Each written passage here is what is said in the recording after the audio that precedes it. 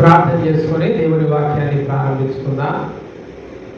పరమ తండ్రి అయిన దేవా, యేసుక్రీస్తు ప్రభువా, మా ప్రియ రక్షక, వాక్యము ధ్యానిస్తుండగా ఆత్మనేత్రులు తెరవండి, విని గ్రహించి అర్థము చేసుకొని వాక్యానుసారము జీవించులాగున మీరే మా అందరితో మాట్లాడమని యేసు నామమున ఈ వాక్యోపదేశం ప్రారంభిస్తున్నాము తండ్రి, ఆమేన్.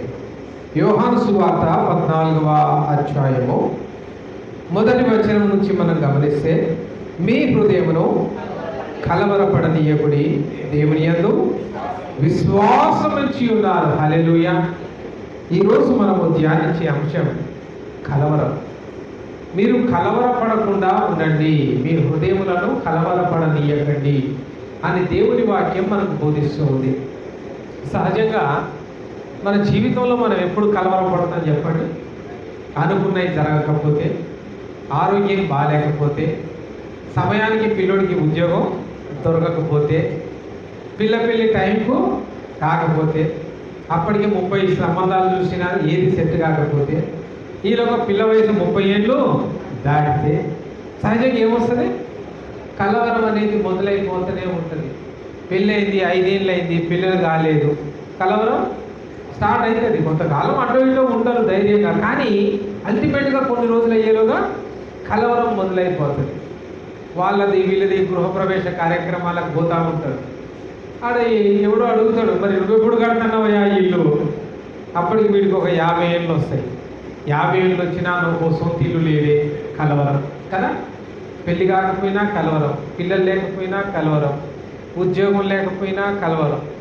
అందుకే దేవుని వాక్యం అంటూ ఉన్నది, మీరు కలవరపడకండి, మీ హృదయములను కలవరపడదు. అసలు కలవరం ఎందుకు వస్తుందో ఇక్కడ ఒక క్లారిటీ మనం తెలుసుకోవాలి. ఎందుకు వస్తుందంటే, మనం ఎంతసేపు ఎదుటివాడి జీవితాన్ని చూసి కాపీ కొడుతూ ఉంటాం. నేను వాళ్ళలాగా బతకాల, నేను వాళ్ళలాగా కారులో తిరగాల, నేను వాళ్ళలాగా పెద్ద బండి తీసుకోవాలా, నేను వాళ్ళలాగా పెద్దిల్లు కట్టుకోవాలా, నేను వాళ్ళలాగా పెద్ద ఉద్యోగం చేయాలి అని నువ్వు వాడిలాగా ప్లాన్ చేసుకుంటే మరి నువ్వే వాడు కావచ్చు. దేవుడు నిన్నెందుకు పుట్టించాడు? You are entirely different than I am. నేనేంటో నేనే, నువ్వేంటో నువ్వే. నువ్వు నేను ఎప్పటికీ ఒకటి కాలేదు. నన్నే నీలాగా సృజించాలి అని దేవుడు అనుకుంటే ఎందుకు 2 పీసులు? ఎందుకు ఒకటి దాలుగా? అవునా కదా? ఒకే ఒక సృష్టి సరిపోయేది. దేవుడు ఇద్దరిని అలా సృజించాడు. Every individual is different. మనలో అందరి రూపురేఖలు వేరు, అందరి ఆలోచనలు వేరు, అందరి జీవితాలు వేరు, అందరి జీవనాలు వేరు. అందరం మనుషులం మాత్రమే, కానీ వేరు వేరు స్వభావాలు, వేరు వేరు ఆలోచనలు. కానీ ఏం చేసుకుంటామంటే, నీలాగా బతకాలని నేను ఆశపడతా, కాబట్టి డిసప్పాయింట్ అవుతా కదండి. అదే పొరపాటు. ఎప్పుడు ఒకడిలాగా బతకాలి అని ఆశపడద్దు.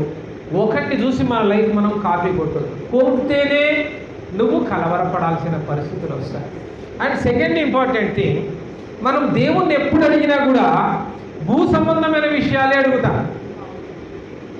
అక్కడ అవి నెరవేరకపోయేలోగా డిసప్పాయింట్ అవుతూ ఉంటాం. వచ్చిందేమో ఒక షార్ట్ ట్రిప్కి. మనం భూమి మీదకి ఎంత ట్రిప్కి వచ్చాం? ఒక 1000 ఏళ్ళు బతకడానికో, లేక నిత్య జీవం భూమి మీద ఉండడానికో మనం పంపబడలే. హార్డ్లీ 70-80 సంవత్సరాలు బతకడానికి వచ్చాం. ఈ 70-80 ఏళ్లలో 30 ఏళ్ళు చదువులకే అయితే, 30 ఏళ్ళు సంపాదన పిల్లలకి అయితే, 60 ఏళ్ళు వచ్చినాక రిటైర్మెంట్ ప్రకటిస్తారు. ఈలోగా మళ్ళా పిల్లలు పెళ్ళిళ్ళై వాళ్ళు పిల్లల్ని పెట్టి కూర్చుంటారు. అంటే చివరికి దీని లైఫ్ అంతా కూడా ఏం ఆలోచన ఉంటుందంటే, పుట్టాడు, పెరిగాడు, పెద్దవాడయ్యాడు, పెళ్లి చేసుకున్నాడు, ఈ పిల్లని చదివించుకున్నాడు, మళ్ళీ వాళ్ళకు ఉద్యోగాలు వచ్చి పెళ్ళిళ్ళు అయ్యాయి, వీడు ముసలోడయ్యాడు. ఈ జీవన చక్రంలో it's a cycle, life cycle. ఈ జీవన చక్రంలో వీడు ఆశపడేది, ప్రార్థన చేసేదంతా కూడా, ప్రభువా భూమి మీద నాకు ఉద్యోగం కావాలి, ఒక ఇల్లు కావాలి, ఒక వ్యాపారం కావాలి, సంపాదన కావాలి, మంచి భార్య కావాలి, మంచి పిల్లలు కావాలి, పెరిగి పెద్దగా కావాలి, మంచి చదువులు కావాలి, మంచి డిగ్రీలు చదవాలి, మంచి ఉద్యోగాలు మా పిల్లలకు దొరకాలి, ఆ పిల్లలకు మంచి సంబంధాలు రావాలి, ఆ పిల్లలకు మంచి పెళ్ళిళ్ళు కావాలి, పెళ్ళిళ్ళు అయినాక ఆ పిల్లలకు మంచిగా పిల్లలు పుట్టాలి. మనం చేసే ప్రార్థనలన్నీ ఇవే, మనం దేవుని నుంచి కోరుకునేదంతా ఇదే. ఇంతకు మించి భూ సంబంధమైన ఆశీర్వాదములు తప్ప మనలో ఏ ఒక్కడును దేవుని వైపు తిరిగి పర సంబంధమైన ఆశీర్వాదాల కోసం పైకి కన్నులెత్తిన వాడు లేడు. కాబట్టి కలవరపడడం మానవులకి అలవాటుగా మారిపోయింది. అందుకే దేవుడు అంటూ ఉన్నారు, మీ హృదయములను కలవరపడనీయకు. ఏ బతుకురా నాయన, ఈ భూమి మీద ఈ బతుకు కోసం ఇంత ప్రయాస. అట్టి పనులు అమ్ముకొని బతికేవాడు కూడా వాడి పిల్లల్ని పెళ్లి చేస్తున్నాడు, వాళ్ళు పిల్లల్ని కంటున్నాడు కదండి. అట్టి పండ్లు పండించే రైతు కూడా ఇదే ప్రాసెస్లో ఉన్నాడు.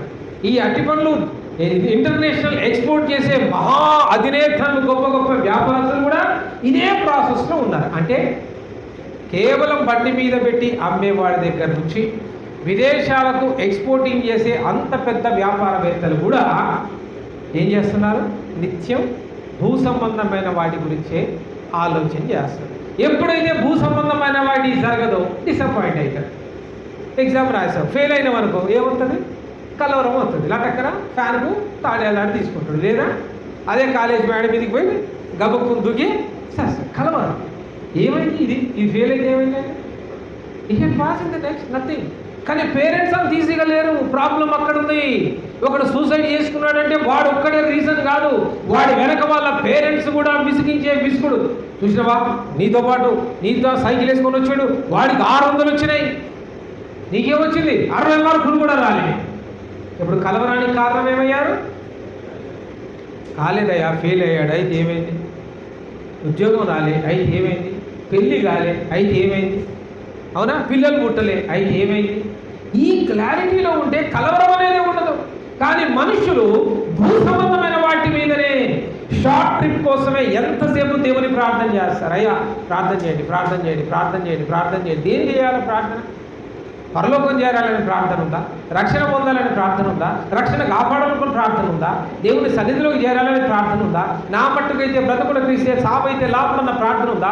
ఈ దినం నేను చస్తే, ఎండ దెబ్బ తగిలితే చక్కగా పరలోకానికి దేవుని సన్నిధికి పోగలనన్న నిరీక్షణతో కూడిన ప్రార్థన ఉందా?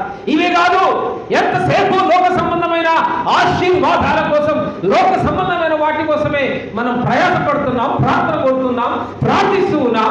వీటి కోసం పెద్ద పెద్ద సేవకులకు కూడా పెద్ద ఎత్తున కానుకలు పంపించి ఫోన్ పే చేసి, అయ్యగారు మా ఊడికి ఉద్యోగం వచ్చేటట్టు ప్రార్థన చేయండి, అయ్యగారు మా ఊడి వ్యాపారంలో సక్సెస్ అయ్యేటట్టు ప్రార్థన చేయండి, అయ్యగారు మా అమ్మాయికి గర్భఫలం దొరికేటట్టు ప్రార్థన చేయండి. అంటే కమిషన్ పంపగానే ప్రార్థన అవుతుందా? కాదండి, ఇదంతా వ్యాపారం కదా.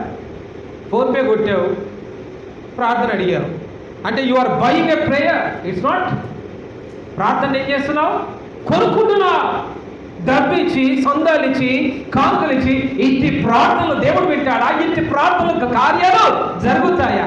ఎప్పుడైతే భూ సంబంధమైన వాటిని మనం అడగడం మానేసి పరలోక సంబంధమైన వాటి కోసం పైకి చూసామో, అప్పుడు ఇవి భూమి మీద మనకు కావలసిన అన్నీ కూడా నీవు అడగకుండానే వాటన్నింటి ఆయన నీకు సమకూర్చగలడు. హల్లెలూయా. యేసయ్యకే మహిమ కలుగును గాక. 18వ వచనమందుకే అంటాడు కదా, మిమ్ముని అనాథలుగా విడువను, మీ యొద్దకు వచ్చును. హల్లెలూయా. ఆయన అనాథలుగా మనల్ని విడిచిపెట్టట్లేదు ప్రియులారా. అనవసరంగా కలవరపడకండి. లోక సంబంధమైన ఆశీర్వాదాలను అడిగి అవి పొందకపోతేనే కలవరం. కాబట్టి మన ఆశీర్వాదాలు ఆత్మ సంబంధమైనవి, పరలోకం వైపు చూడాలి. పరలోక సంబంధమైన మేలు కోసం మనము కనిపెట్టాలి. మత్తయి సువార్త 9వ అధ్యాయము 22వ వచనంలో అక్కడ 12 సంవత్సరాల నుంచి రక్తస్రావంతో బాధపడుచున్న ఒక యువతి యేసు ప్రభు దగ్గరికి వస్తే బాగుపడతానని ఆమె మనసులో ఉంది. అలా యేసు ప్రభు దగ్గరికి వచ్చింది.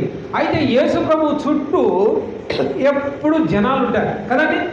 అంతమంది ముందు ఆయన దగ్గరికి వెళ్ళి ఆయనతో ప్రార్థన చేయించుకోవాలి అంటే ఆమె కాస్త మొహమాట పడ్డది. తన బాధల గురించి నలుగురు మధ్యలో చెప్పుకోవడానికి సిగ్గుపడింది.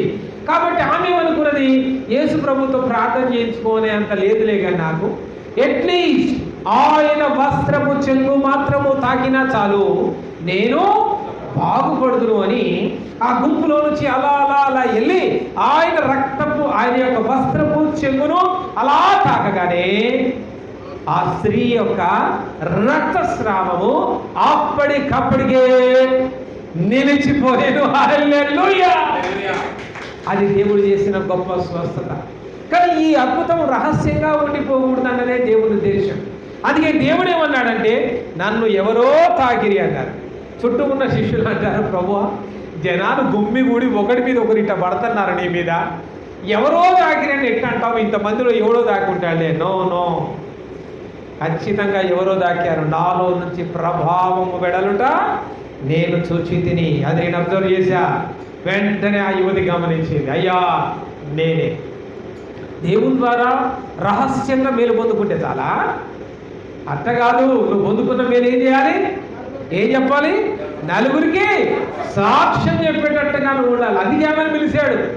ఆమె ఎందుకు వదిలేలే? ఎందుకు ఆమెను పిలవాల్సి వచ్చింది? ఏ విషయం చెప్పడానికి ఆమె సిగ్గుపడుతుందో, ఏ విషయం మాట్లాడడానికి ఆమె మొహమాట పడుతుందో ఆమె నూరే ఆయన తెరిపించాడు దేవుడు కదా. చూడండి 22వ వచనంలో అంటున్నాడు, వెనుకకు తిరిగి ఆమెను చూచి, కుమారి ధైర్యముగా ఉండుము, నీ విశ్వాసము నేను బాగుపరచునని చెప్పగా ఆ గడియ నుండి ఆ స్త్రీ బాగుపడెను. హల్లెలూయా. యేసయ్యకే మహిమ కలుగును గాక. అది ప్రియులరా, మనలో చాలా మంది కూడా రహస్యంగా క్రైస్తవులుగా ఉండాలనుకుంటా.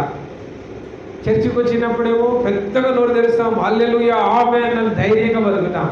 నడి వీధుల్లోకి వెళ్ళినప్పుడు నోర్లు మూగపోతాయి. సంత వీధుల్లో కేకలు వేయలేము. ఇంటి చుట్టూ బంధువులు వచ్చినప్పుడు ప్రార్థన పెట్టించుకోవాలంటే సిగ్గుపడుతూ ఉంటా, మొహమాట పడుతూ ఉంటా. వాము మనం క్రైస్తవులమన్న సంగతి తెలిసిపోతాదేమో. నలుగురు మధ్యలోకి వెళ్ళినప్పుడు ధైర్యంగా యేసయ్య నన్ను బాగు చేశాడు, యేసయ్య నన్ను స్వస్థపరిచాడు, యేసుని నమ్మండి మీరు కూడా రక్షణ పొందుతారని గొప్పగా సాక్ష్యం చెప్పలేకపోతూ ఉంటారు. ఈ యొక్క రక్తస్రావ స్త్రీ యొక్క సాక్ష్యం కూడా అది. అందుకే దేవుడు ఆమె కలవరాన్ని తొలగించాడమ్మా, ధైర్యముగా ఉండు అంటున్నాడా? ఇక నువ్వు భయపడాల్సిన అవసరం లేదు, ఇక నువ్వు కలవరపడాల్సిన అవసరం లేదు.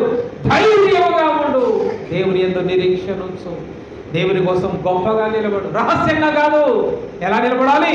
ధైర్యంగా నిలబడాలి. నలుగురిలో నీ నోరెత్తి ప్రకటించగలగాలి. మార్కు సువార్త 5వ అధ్యాయం 36వ వచనంలో కూడా ఒక సాక్ష్యం రాయబడి ఉంటుంది. చూడండి,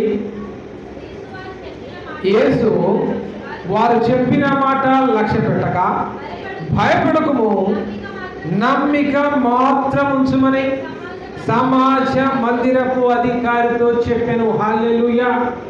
ఇదే సంఘటన మనకు బాగా తెలుసు. ఒకనాడు సమాజ మందిరపు అధికారి యొక్క కుమార్తె జబ్బు చేసి మంచం పడుతుంది. సమాజ మందిరపు అధికారి అర్థమవుతుందా? సమాజ మందిరం అంటే సినగోగు. ఒక సమాజం ప్రార్థన చేసుకోవడానికి, క్రైస్తవ సమాజానికి చర్చ్ ఎట్లుంటారు, యూదా ఇజ్రాయేలు సమాజానికి సినగోగులు అనేవి ఉండేవి. ఆ సినగోగులనే సమాజ మందిరాలు అనేవారు. ఈ సమాజ మందిరాన్ని చూసుకోవడానికి దాని మీద ఒక ఆఫీసర్ ఉంటాడు. ఆ ఆఫీసర్ కింద వీళ్ళందరూ ఉంటారు. ఎవరు? యాజకులు, ప్రధాన యాజకులు, దాంట్లో పనిచేసే వాళ్ళు, బంట్రౌతులు, కాపలాదారులు, వీళ్ళందరూ దాని కింద ఆయన కింద పనిచేయాలి. ఆయన చెప్తే 100 మంది దాకా ఉద్యోగస్తులు ఉంటారు. Is such a big officer, centurion, 100 మంది మీద అధికారిగా ఉన్న ఒక ఉన్నతమైన అధికారి. అర్థమవుతుందా? అధికారి అంటే ఆయనకు డబ్బులు లేవా? అధికారాలు లేదా? మరి ఆ కుమార్తె డబ్బు చేసినప్పుడు ఎంతమంది డాక్టర్లకు చూపించవచ్చు? ఒక ఆఫీసర్ పిలిచాడంటే డాక్టర్ బ్యాగ్ వేసుకొని అయినా సరే ఇంటికి పోయి మరి చూసి వైద్యం చేసే అంత గొప్ప అధికారం కలిగిన వాడు. So he tried everything. వైద్యులకు చూపించాడు, బిడ్డ బాగుపడలే, కుమార్తె బాగుపడలే. మరి అంత పెద్ద ఆఫీసర్ కాబట్టి వాడో వీడో సలహా ఇస్తాడు. ఏమంటాడు? అయ్యా, యేసు ప్రభువును ఒక ఆయన ఉన్నాడు, ఆయన రోగులు తాకితే రోగులందరూ బాగవుతున్నారు, మాట మాత్రం సెలవిస్తే మహావ్యాధులు పోతూ ఉన్నాయి, కుంటివారు గంతులేసి పరిగెత్తుతూ ఉన్నారు, గుడ్డివాడు చూస్తున్నాడు, చెవిటివాడు వింటున్నాడు, మూగవాడు మాట్లాడుతున్నాడు. మొన్నటికి మొన్న అయితే ఒక పేద విధవరాలి కుమారుడు చచ్చి పాడెగట్టుకొని పోతూ ఉంటే ఆ పాడెనాపి ఆ కుమారుడు తిరిగి బ్రతికించాడు. అంత గొప్పవాడు యేసయ్య. ఒక్కసారి నువ్వు ప్రయత్నించకూడదా అంటే ఆయన కావాలంటే పిలిపించుకోవచ్చు. He's an officer. యేసయ్య కబురు పెట్టండి రా, పిలిపినండి ఇంటికి అంటే పిలవచ్చు. ఆ అధికారి తనను తానుగా తగ్గించుకొని యేసయ్యను వెతుక్కుంటూ వచ్చాడు. 1-2 దినాలు ప్రయాణం అంత దూరం యేసయ్యను కలిశాడు. యేసయ్యకు విషయం చెప్తూ ఉన్నాడు, అయ్యా నా కుమార్తె జబ్బు చేసి ఉన్నది, ఒక చిన్న ప్రార్థన చేయాలని నేను ఆశపడుతూ ఉన్నాను. యేసయ్య అంటే ఖాళీగా ఉన్నాడుగా, ఎప్పుడు ఆయన చుట్టూ ఏముంటారు? జన సమూహం, ఓ తండోపతండలు ఉన్నారు. ఈయన అపాయింట్మెంట్ రావడానికి చాలా టైం పడుతూ ఉన్నది. చివరికి ఈయన అపాయింట్మెంట్ వచ్చి యేసయ్యకి సమస్య చెప్పుకునేటప్పటికి బంట్రౌతులు ఊరు నుంచి పరిగెత్తుకొని వచ్చారు. ఏమన్నారు? ఊరు నుంచి వచ్చి, అయ్యా ఇక నీవు ఆ ప్రభువుని కష్టపెట్టకు, ఆ చిన్న కుమార్తె చచ్చిపోయినది, ఆ చిన్న కుమార్తె చనిపోయినది.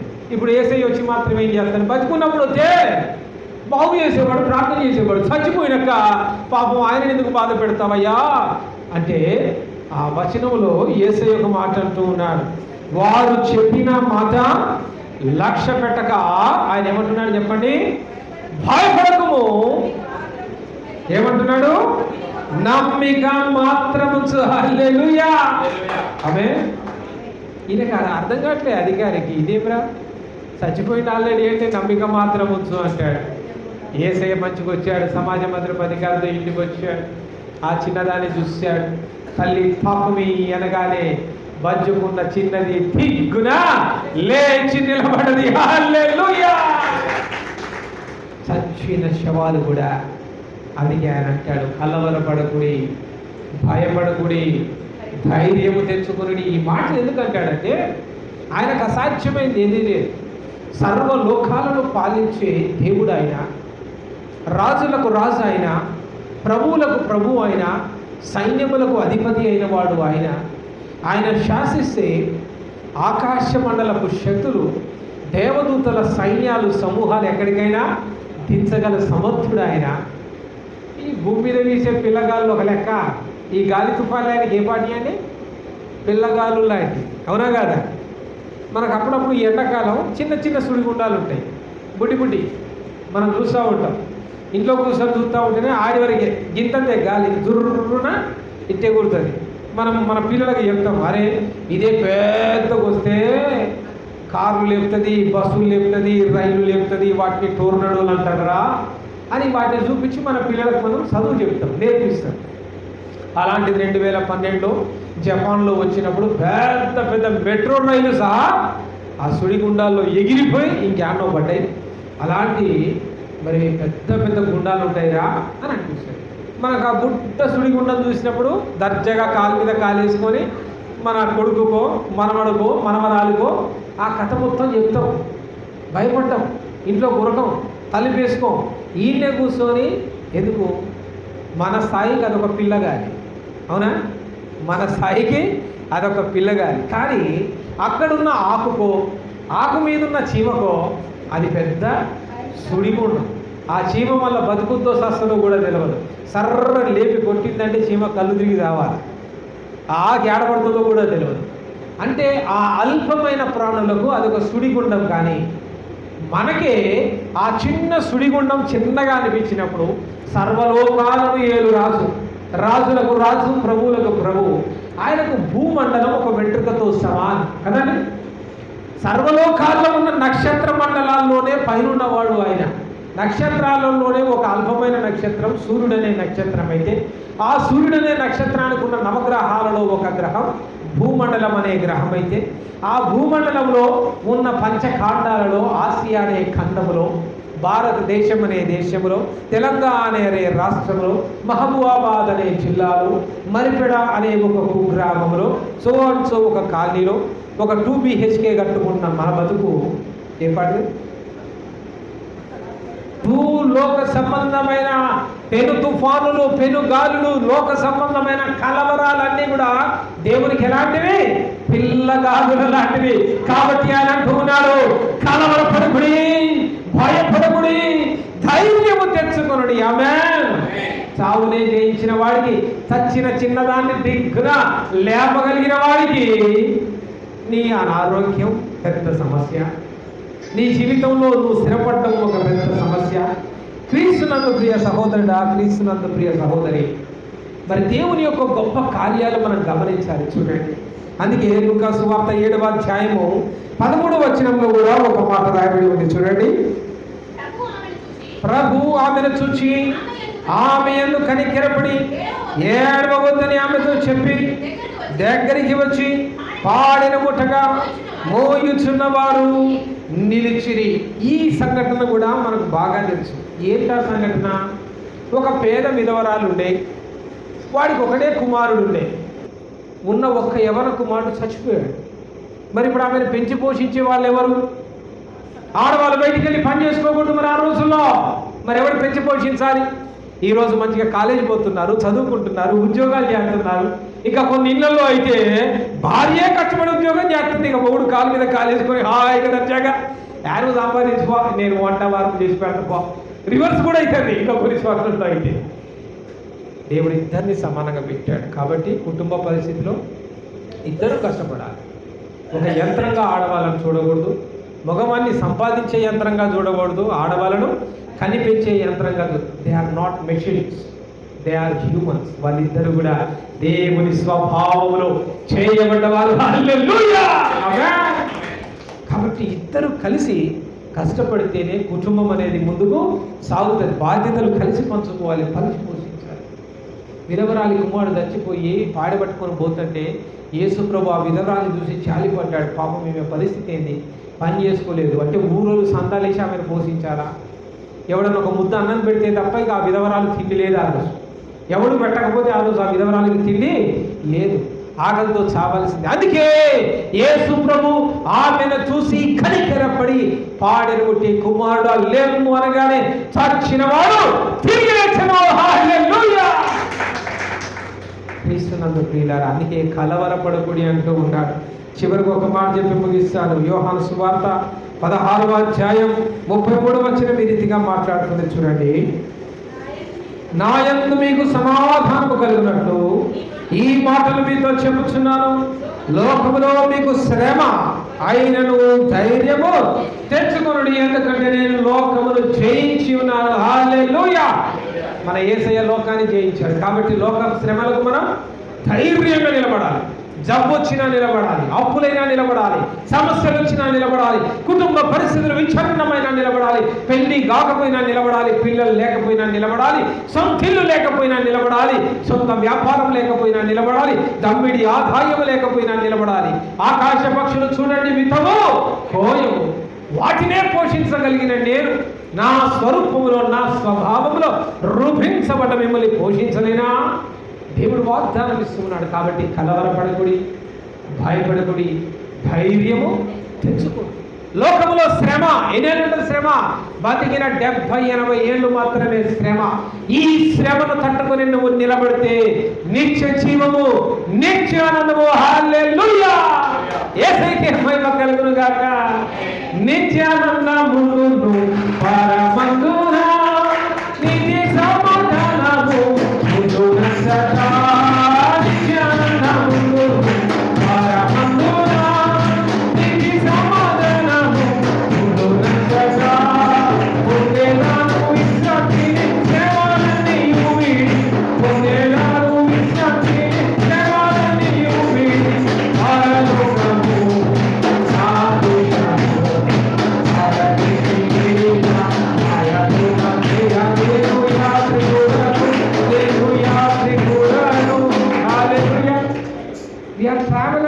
మనము యాత్రికులం. అంటే one day we have to leave this planet.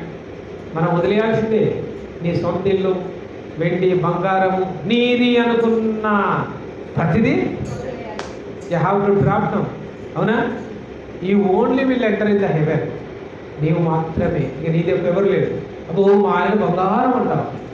ఈ డోంట్ కమ్ విత్ యూ. నా వీడియోలు బంగారం ముద్దులే ముద్దులు పెడతావు. They don't come with you. You have to travel alone. అంతేనా? ఒక్కడే పోవాలి. బట్ ద రియాలిటీ మనం సిద్ధపడాలి. నిత్యానందం ఉండే పరలోకం కోసం ఆశపడాలి, దేవుని కోరాలి. నశించిపోయే లోక సంబంధమైన వాటి కోసం కాదు. ఎలా అడగాలంటే, అయ్యగారు నా కొడుకు బాప్తిస్మం తీసుకోవాలో ప్రార్థన చేయండి, నా కుమార్తె రక్షణ పొందాలో ప్రార్థన చేయండి. ఈ మధ్యలో మా ఇంటి ఆవిడ ప్రార్థన లేకుండా గుర్రు పుట్టి నిలబోతుంది. ఆమె రోజు దేవుని సన్నిధిలో గడిపేటట్టు వీటి కోసం అడగండి. అర్థమైందా? ఎంతసేపు లోక సంబంధమైన వాటి కోసం అయ్యా దీనికి ప్రార్థన చేయి, దానికి ప్రార్థన, నువ్వు అడిగేయని ఏయి సో అది చాలా అల్పమైన, నువ్వు అడిగినా అడగకపోయినా ఆయన చేయగలడు. కానీ అడిగితే మాత్రమే చేయగలిగింది నిత్య జీవము, పరలోకం. ఆమె నీవు అడగకుండా పరలోకానికి రాలేము, అడగకుండా రక్షణ పొందలేము, అడగకుండా నిత్య జీవములో చేరలేము. కాబట్టి రండి మోకరిద్దాం.